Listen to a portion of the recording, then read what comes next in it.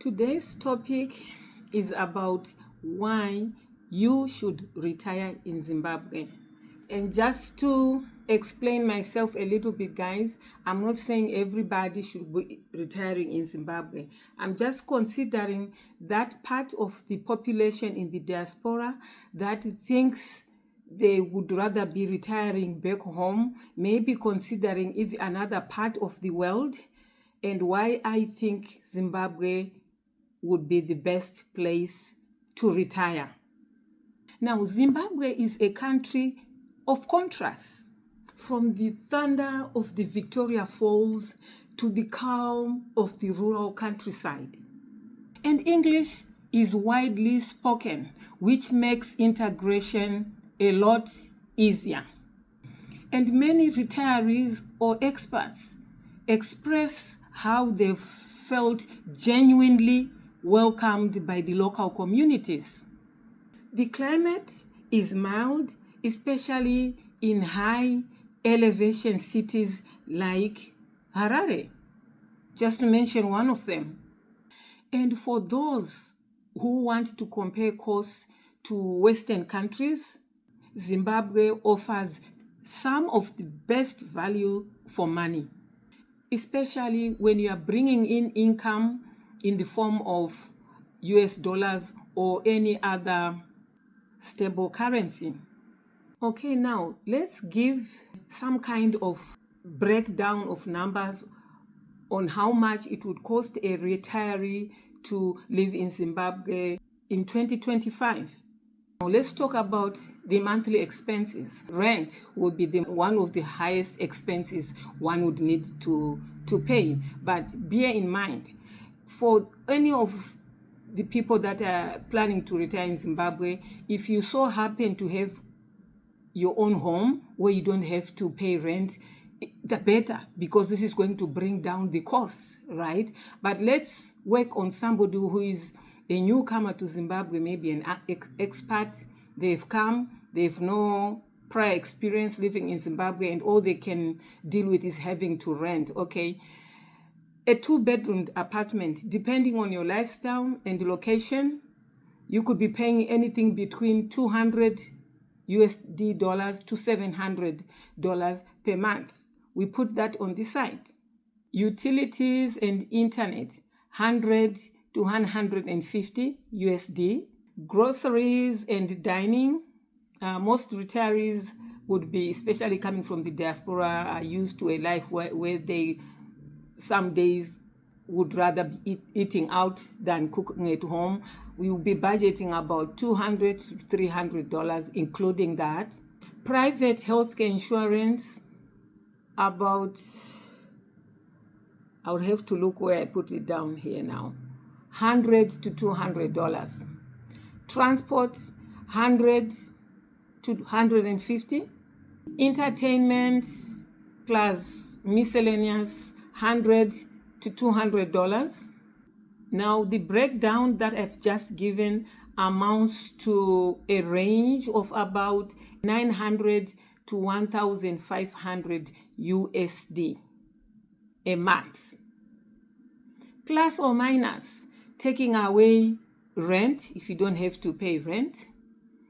If you eat out, depending, do you eat out once a week? Do you eat out 4 times a month or twice a month? Entertainment, how much entertainment do you do? How much driving do you do? You don't, probably not going to work, so you may not require as much gas as people that are driving back and forth to work on a daily basis. So also considering, are you going to be retiring in the city or in the countryside or semi-urban? All those factors could bring down these amounts to something much less than 1,000 USD a month. So it entirely depends on your lifestyle. I'm just going to give a range that's going to be comfortable for most of the people, an idea of how much they need if they would rather be retiring in Zimbabwe.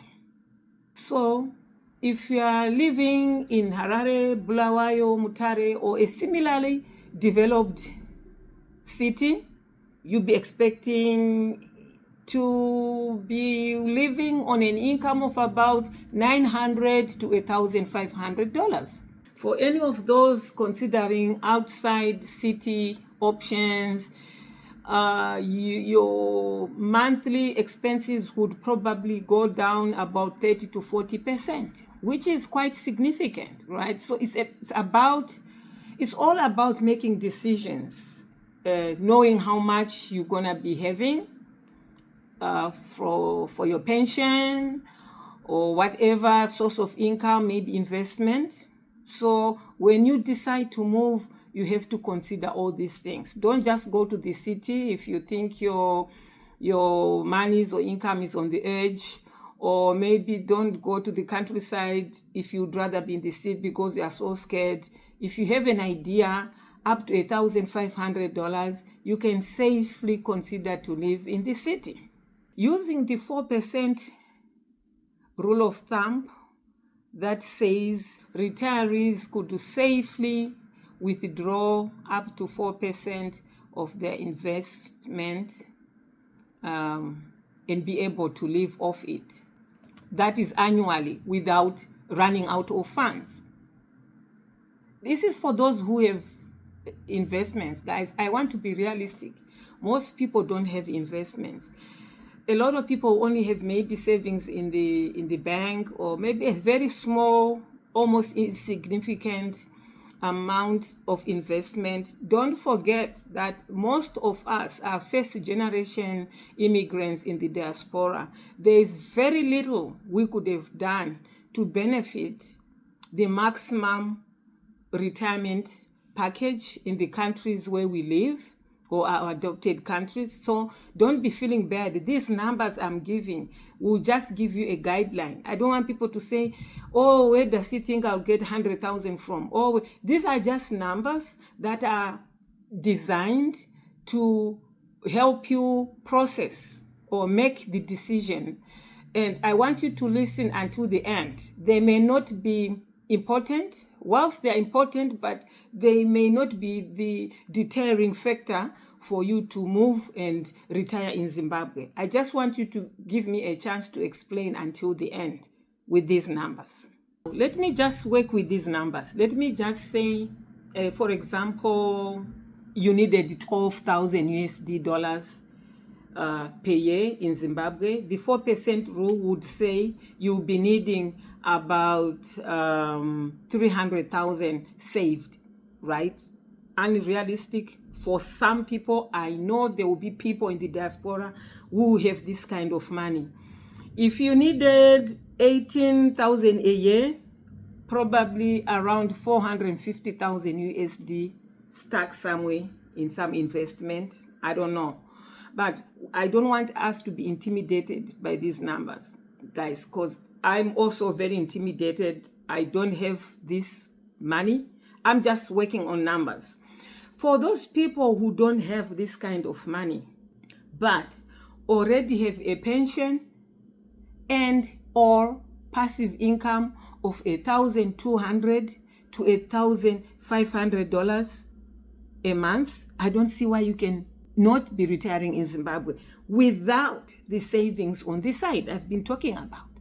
Because we all come with different, I don't want to say cash flows, with different amounts of money, depending on the jobs we have worked, depending on whatever we've done, depending on, some people have had homes, houses in the diaspora, they've sold them, they'll end up with money. So I don't want people say, where does she say somebody will get 450,000? Where would somebody get 300,000? Where would somebody not? It's possible, guys. It's very possible. Stands in Zimbabwe are being sold for 300,000, just a piece of land to build a house, and some people can afford. So I'm going to give a scenario for everybody, right? Those people taken care of. But for those people like me who don't have anything and would be relying on pension or maybe a small passive income somewhere and old age security or whatever, everything put together, guys, and if you can make $1,200 to $1,500, then you are good to go. You're good to go. Guys, sometimes you have to accept reality and accept and deal with the situation that you find yourself in. Don't crave for things you can't afford. Don't crave for a lifestyle that you can't live. We are all different. Don't look to your friend. Don't look at your neighbor and say, oh, she's doing this. Even the kind of car you're going to be driving when you retire, you buy what you can afford.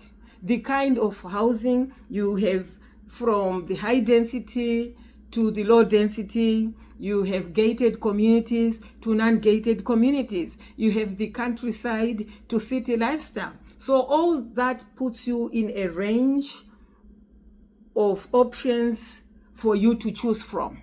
So in some way, everybody, as long as they were willing to, could literally be able to retire in Zimbabwe, as long as you understand your financial limits. Now, on healthcare in Zimbabwe is a mixed bag, right?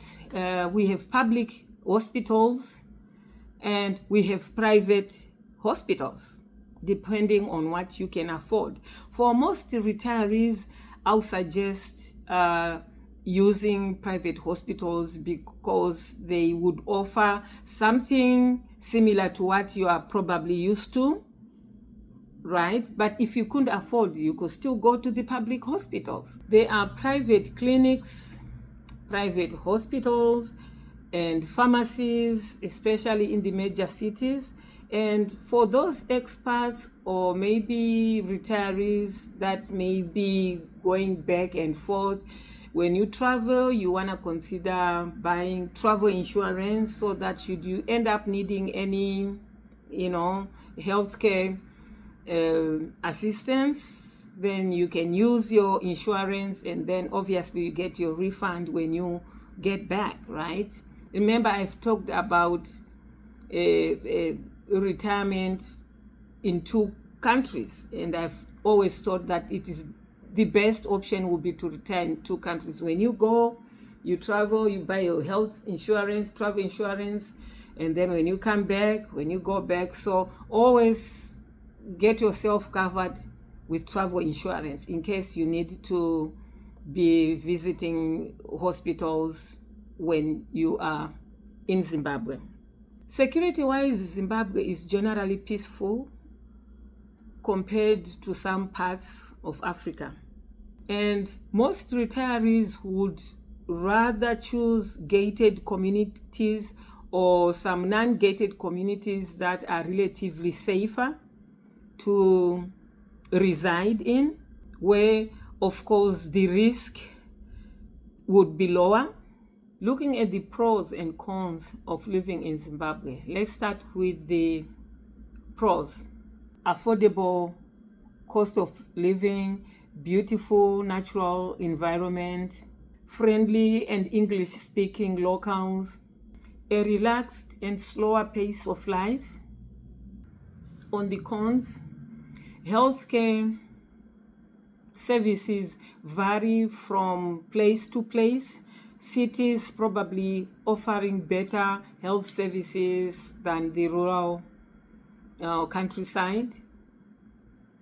And for private healthcare, it might be costly if you were going to buy in Zimbabwe, but it is there, it is available for you to buy and get yourself insured. Some goods may be hard to find, or if they're available, may be very expensive, especially if there's any goods that you and services you have been used to getting in the diaspora. So yes, life in Zimbabwe isn't perfect, and it comes with its own challenges. But where else in Africa is life perfect? So like any other African country, we have our pros and we have our cons. For those that are prepared and have stable income, Zimbabwe can truly be a rewarding place to enjoy your retirement. And don't forget, there's so much building and and or construction going on in Zimbabwe. There is developments everywhere, from Masvingo towns to Mutare, Bulawayo, Plumtree, Harare. There is lots of neighborhoods where you can choose to start building if you didn't want to rent. Nice houses in more affordable communities. Some may be more expensive. You choose where you can afford. So, can you retire in Zimbabwe on 1,200 USD? Absolutely. With smart planning, foreign income, and a sense of adventure, Zimbabwe might just be your dream retirement destination. Now, what do you think?